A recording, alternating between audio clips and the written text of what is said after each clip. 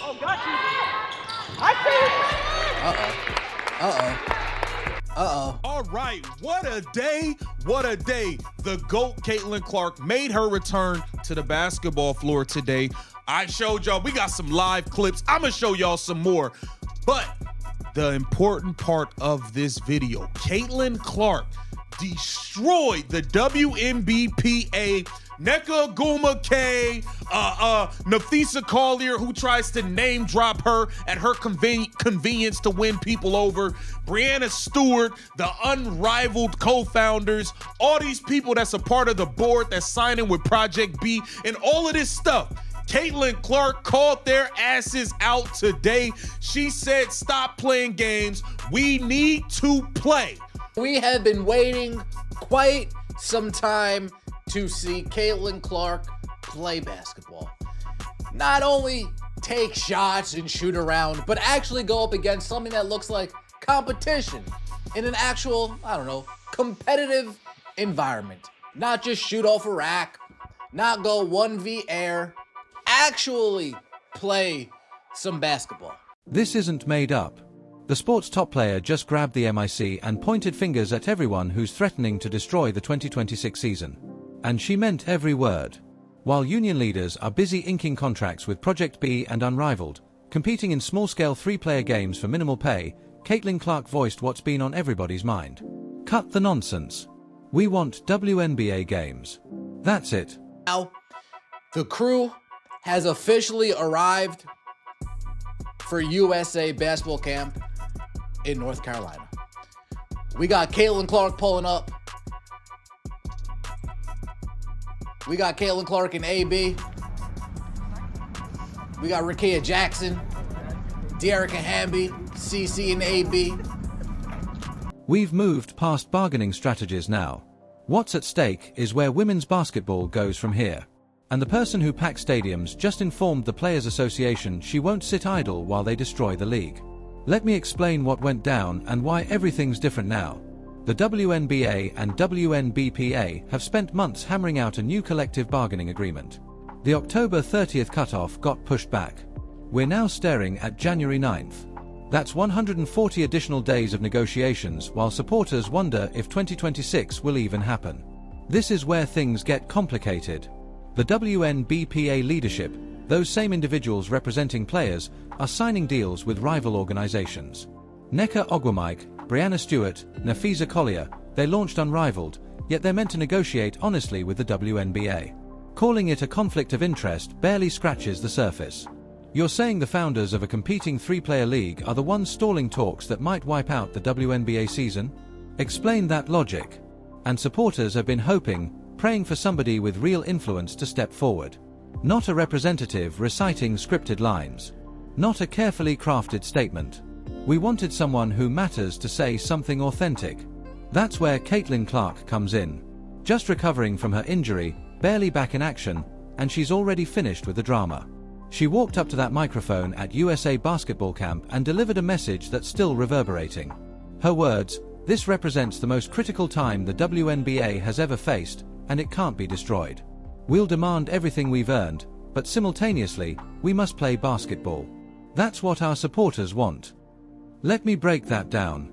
Caitlyn Clark essentially said, "I won't participate in your minor three-player competitions. I'm skipping Unrivaled. Project B isn't happening. I'm playing WNBA basketball, and everyone needs to resolve this before destroying everything." She continued further. She emphasized more points. Earning happens through playing actual games.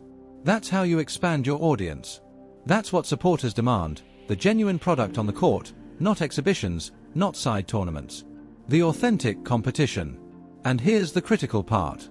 She suggested, we can give ground on certain issues. Perhaps not a 5-year agreement.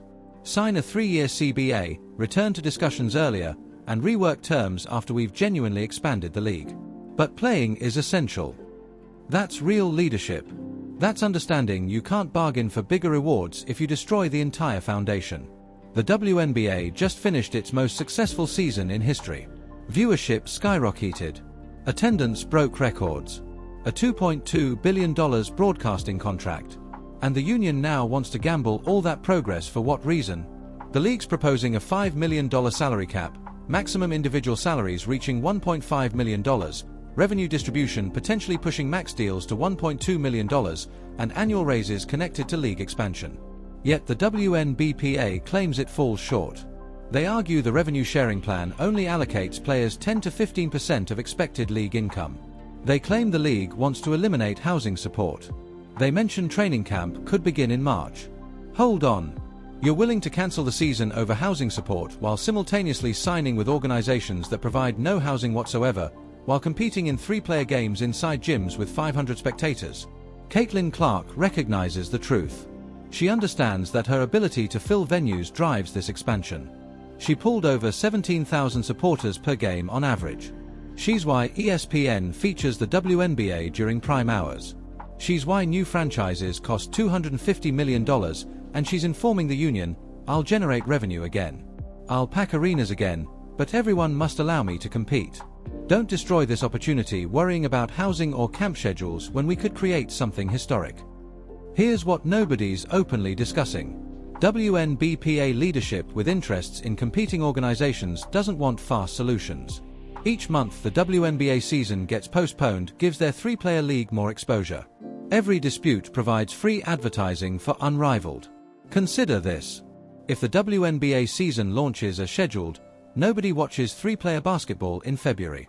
But without the WNBA, Unrivaled suddenly becomes the exclusive venue for WNBA talent. That's not bargaining strategy. That's an aggressive takeover attempt. And Caitlyn Clark just exposed it. Without identifying individuals, without attacking anyone personally, she made it absolutely obvious. Certain people negotiating don't prioritize the league's welfare. Her timing is brilliant as well. She's at USA basketball camp, surrounded by fellow WNBA talent, and she's the voice of reason.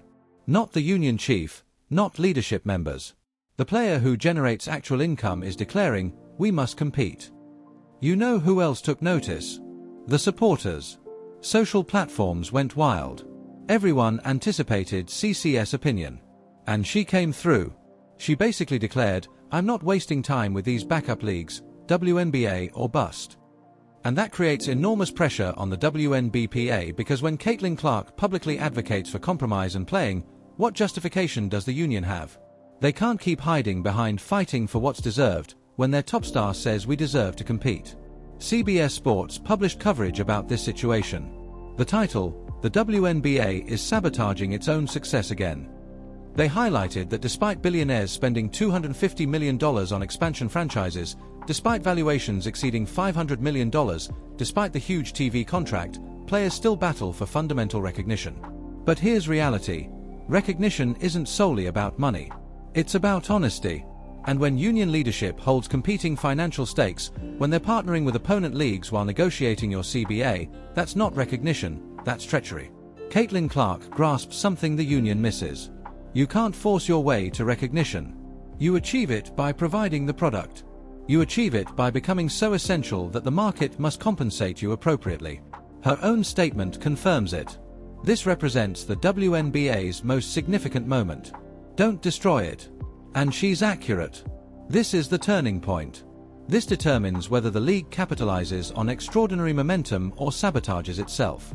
The WNBA's proposal isn't flawless. A $5 million salary cap remains modest compared to NBA figures. Revenue sharing at 10 to 15% still falls below player expectations. But you know what's worse? Zero season entirely. Caitlyn Clark comprehends this. She stated, "We must play this season. Everyone who preceded us deserves that." She's considering the pioneers who established this league. She's considering the supporters who finally started attending. She's considering what's ahead. Meanwhile, WNBPA leadership contemplates their 3-player league and their separate agreements and their bargaining position. They're playing simple games while CCS playing advanced strategy. And the strategic approach is straightforward. Compete this season, excel, and return to negotiations with stronger positioning.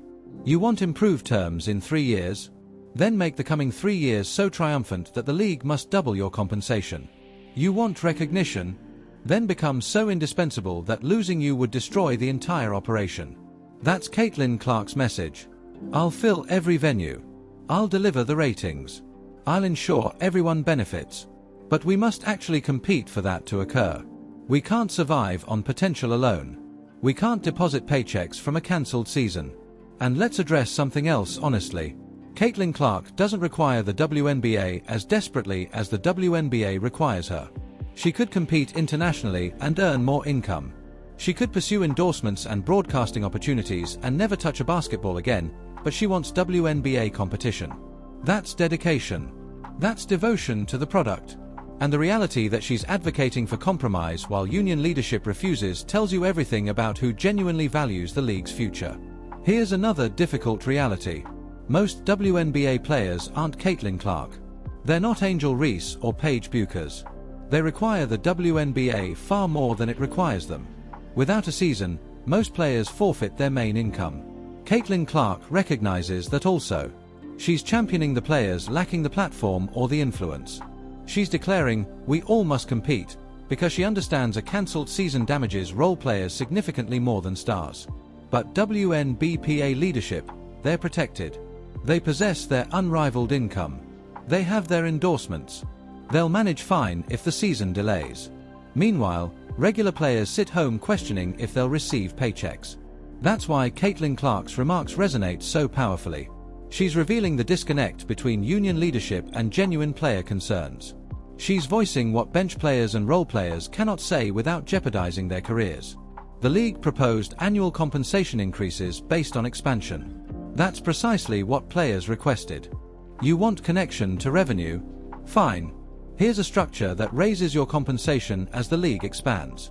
But the union declares it inadequate. Eventually, you must question, what would satisfy them?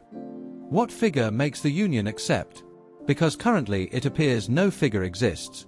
It appears the objective is maximum delay. And Caitlyn Clark finished tolerating that. She stated, time's running out. January 9th approaches rapidly. Without an agreement by then, training camp faces danger. The season faces danger. Everything built is threatened. She even suggested a resolution. Create a shorter CBA, 3 years rather than 5. That allows, if the league continues expanding at this pace, players can renegotiate sooner and secure superior terms. That's compromise. That's practical thinking. But compromise demands both sides sacrifice something. And presently, the WNBPA appears uninterested in conceding anything. They demand maximum salaries, complete revenue sharing, housing support, delayed training camps, and probably free luxury cars too. Meanwhile, Caitlyn Clark declares, we can demand everything later, but we must compete now. The supporters deserve it. The veteran players deserve it. And critically, the league's future depends on it.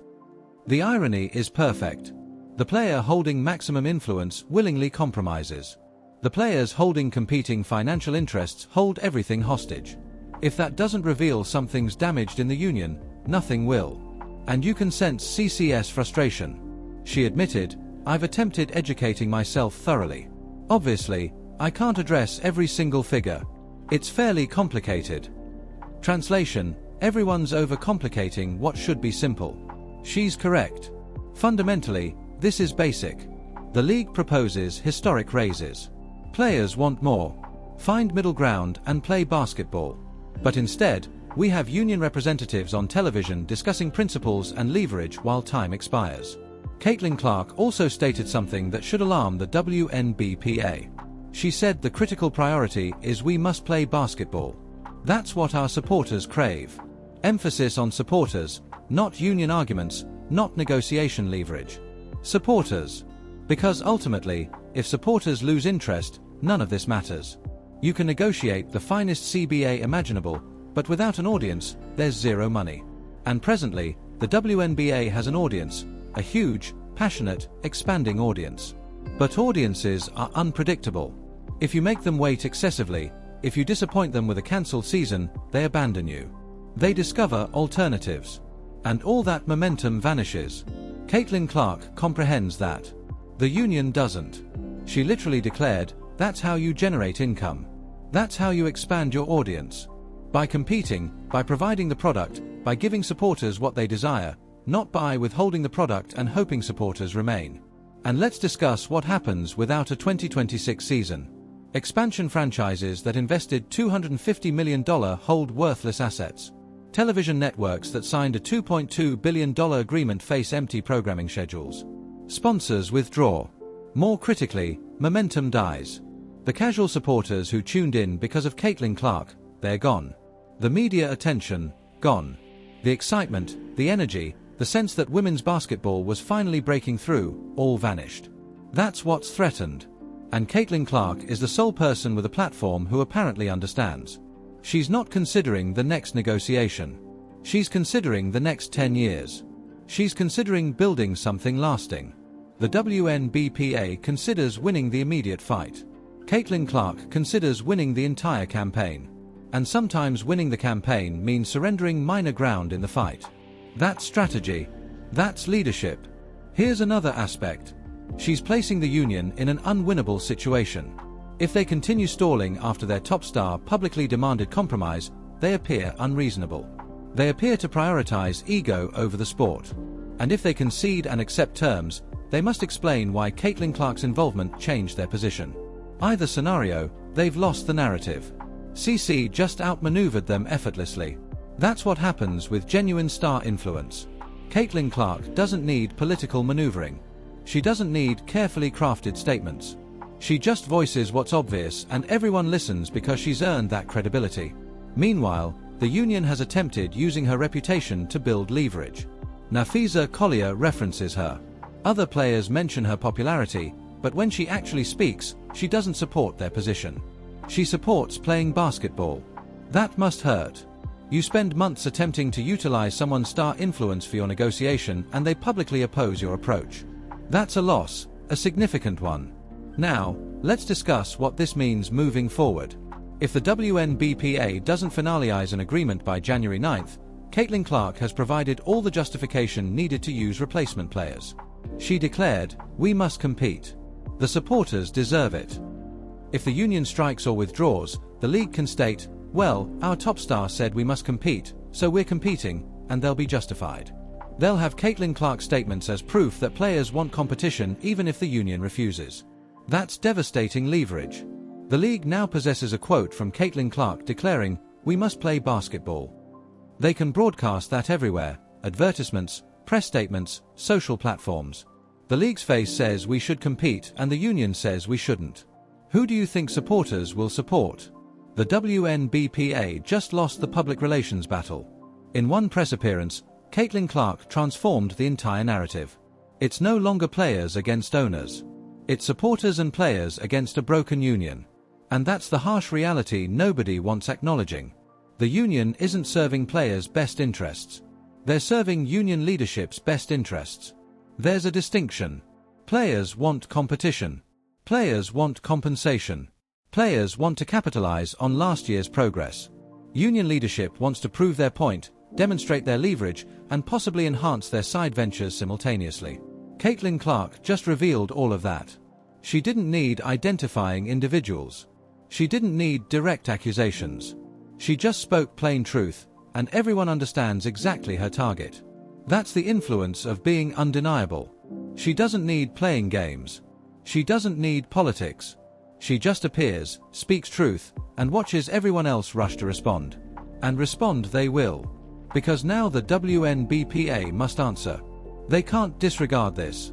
Their top star just publicly opposed their approach.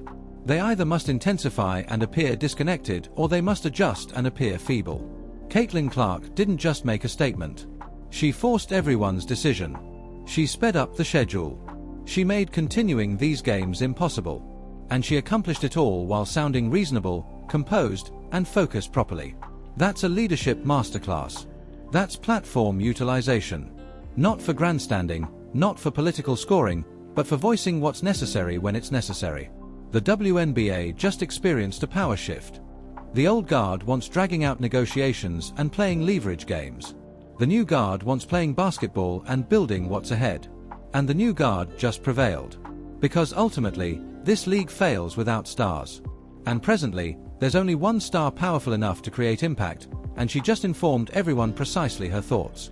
The WNBPA can align or they can get abandoned, but they can't disregard Caitlyn Clark. Not anymore. She's finished staying silent. She's finished letting others represent her. She's representing herself now, and her message is straightforward. Stop playing games. We must play basketball. The supporters deserve it. The league deserves it. And anyone blocking that needs moving. That's your reality check. The WNBA's critical moment is here, and the league's top star just told everyone to stop destroying it. Now, let's observe if anyone's actually paying attention. Leave a comment and share your thoughts. Is Caitlyn Clark correct to challenge the union, or should players maintain their position regardless? Because this discussion is just beginning, and I sense we're about to witness exactly who genuinely cares about women's basketball.